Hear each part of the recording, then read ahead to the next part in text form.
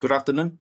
Okay, so today the topic is advanced method to bend solid model, not sheet metal. So I think everyone know sheet metal can be bent, right? So, but how about the solid model? How do we bend solid model in Creo? So the method that you're going to learn today is about the command name is called spinal bend.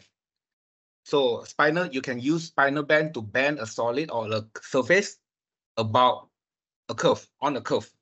Right? So you need a curve to define your bend direction or your bend detail. So without any delay, I show you the demo. Now later on, I'm going to use this actual bite to show you the application. Now before I go into the actual bite, I would like to show you more simplest example how to use the spinal bend.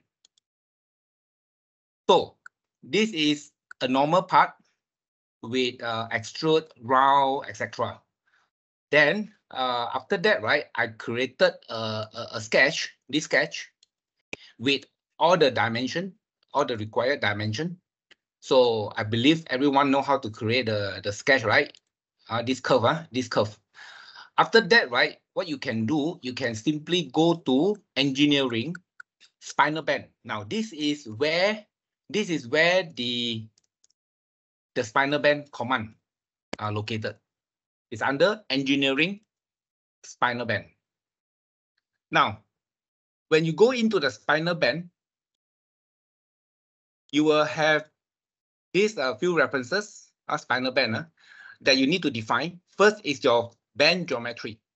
Now, from Creo 7 onwards, we are using multi-body, so you can bend the entire body. So for this example, simple example, I got only one body. You just simply define the geometry that you want to bend. It can be a surface, it can be a solid. So for this example, right, I just simply select the body one, the whole body will be selected. The second reference, right, is your spine curve. So you just select the curve, the sketch curve that you just create just now, right? Click on the curve that you want, you created, then it will bend. There's an arrow here. You can click on the arrow, right, to flip the arrow to the start point at the below.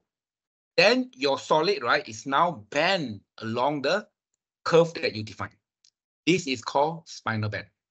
Now, if you notice, right, before and after, let me done first. Let me done first. This is after bend. This is the result after bend. Now, if it's before bend, right, before bend, this is before. Before bend, you do notice that the height of the solid is shorter than the curve. So the curve is longer than the solid. Now, after you do a spinal bend, you realize that the solid, right, is elong or extend to follow the length of the curve. So if you want to maintain the length of the solid, what you can do, right, you can preserve the length. You can preserve the actual solid length and then bend onto the curve. Now, if you go and measure the perimeter, you will get a same length. After bend, you get the result like so. So this is the very basic concept about spinal bend. Okay. Now, with this concept, right? Once you understand this concept, I'm going to go into another example. How can we utilize this spinal bend on our project? So this is another. This is a second example. How to create this? Just simply create a normal extrude, right? Normal extrude, and then you do a normal cut. Cut whatever detail you want. Then you add a normal round. You add a normal round on wherever you want. You need add a round further. So I got the round on here along the whole entire spanner. Then I got another round on the edge. All right. So you just add whatever detail that you need on your flat solid. Then you can select a datum plane and then you define a sketch curve. All right. For this example, right, I'm sketching a curve here, a curve. I'm sketching a curve in the middle on the middle plane, right? Of course, this curve, right? This sketch curve is driven by dimension. So you just add whatever dimension that you required, and then you create this simple sketch, right? Then later on, right, you're using the spinal bend again to bend the entire solid on the curve. So this is the result. You bend the entire solid on the curve. If you realize, right, before and after, before, the actual length from here to here is preserved. Now, like the first example, if you remember, if I uncheck this, right, if I uncheck this, then the whole spinal, right, will follow the length of the curve. So it's up to you. It's up to you how do you want to control your shape, your final shape. You want to control by the sketch curve, or you want to control by the actual solid. So this is the second example about a spinal bend. Right? So this is about the spinal. So after understand these two simple examples, let's move on to the more complicated shape, like here. So this is a real KTM motorbike. The whole entire motorbike is, of course, is designed in Creo. So I'm going to focus in this angle. I'm going to focus in this area. The first example I'm going to focus on is this one, the brake pedal. So this is a brake pedal. Now, this is a whole entire brake pedal is a solid. Let's say I want to bend this solid. I do not want to remodel the whole thing. I want to maintain all the detail here, and I want to bend this one, bend a little bit. So what I can do, you can open, of course, this is a part. You can open up in the part mode, right? In the part mode, I do the same thing. You can go and define a datum plane, or using a flat surface, create a sketch, right? Define a sketch. So for this example, right, I'm sketching on this surface, right? Then I sketch this curve. So this curve, right, will my spinal bend curve. So of course, this curve is driven by that detail dimension. Add all the detail dimension along the sketch. All right. Once you've done this curve, very simple, you do a spinal bend. So your solid, right, is now before and after. Bend on the curve. Right? Before and after. Now, as what I said just now, you can preserve the length if you want. You can preserve the length, right? Make sure the solid preserve the length, or you can follow the curve length. It's all up to you, huh? So now I got my end result like this. All right. So I maintain all the detail here, and I have my end result like this. So of course, this sketch curve, right? You can hide it if you don't want to see this curve. You can hide the curve, and the whole thing is now bent according to your design intent. Of course, when you come back to the assembly, this entire model has been bent accordingly. Right? This is bent accordingly. Now, what happened to this brake pedal? This brake pedal, right? You need to do some adjustment. So what you can do, right? You can do an edit references.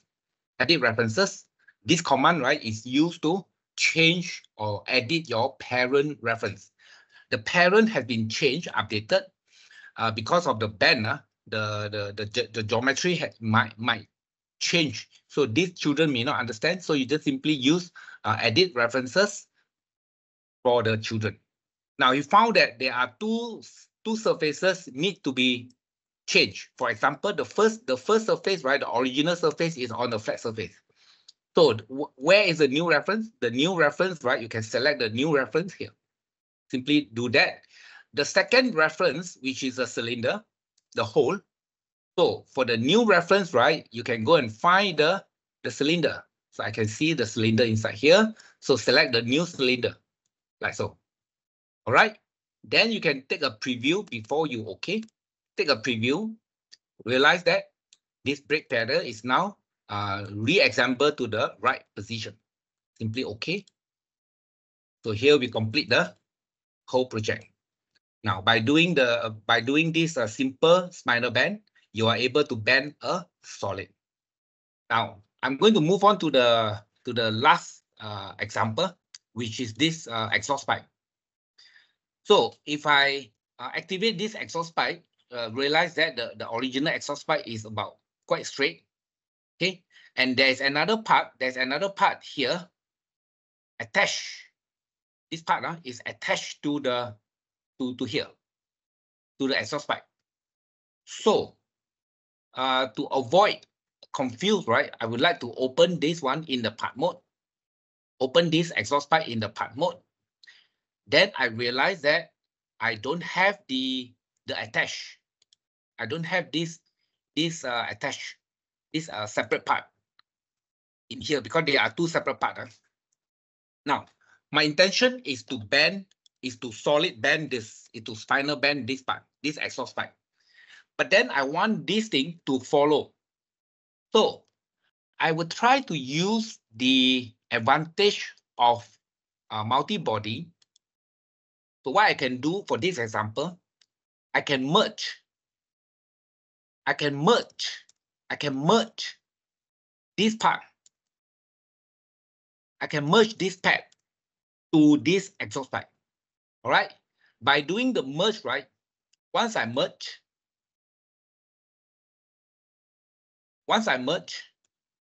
then I go back to my exhaust pipe part. After I merge, this thing, right, is now merged to this pipe. Now, because when I do the merge, right, I got body 2, original body, and I merge that part into here, become the new body. Whatever name, doesn't matter. You can rename this thing. So this is become another body after I merge. So these have become two body on the merge. Then I do a sketch as usual. I create a sketch to define my bend direction or my bend profile. So finally, right, the whole exhaust pipe is going to bend along this curve. Now, these two body, I would like to merge them together using Boolean operation body merge. I'm going to merge body. I'm going to merge this body to this body with this body. So these two body, right, is going to merge together, become one body like this. So after I merge, right, it go back to one body. So now this body is equal to everything. So this everything become one body right now. Now the next thing will be spinal bend. So spinal bend, you will get this. All right, this is spinal bend. I think I don't need to repeat, right? You know what to do, right? First, you define the solid, the geometry that you're going to bend, which is a body number 2. Then you define your curve, right? Select this curve, and then the whole thing will bend. Okay, so you want to preserve the length, or you don't want to preserve because for this example, I want to follow the curve. This curve is my final length, final shape. Yes, this is the final shape I want. So now the whole thing is now bend along. Okay, then right, finally, right, I want to break this and this body to become a separate body again. So I do a body split. Then I split body. I can split by volume. Simply select this part. So this part, right, will become a new body. I split, become a new body. So after I split, I will get this split body. So come back to another body. So this body number 2, the original body, it go back to his own like this. This is after bend. And the new part which is attached to him, right, is also change a bit of shape. Then it's still attached to the main part. So finally, you will get this end result like so. So when you go back to the assembly, you will notice that this is bad. Now this is the original part. This one already merged to it. So he will be here. You can either suppress it, or you can hide it for the moment, right? Hide this thing for a moment. So here we go. We got this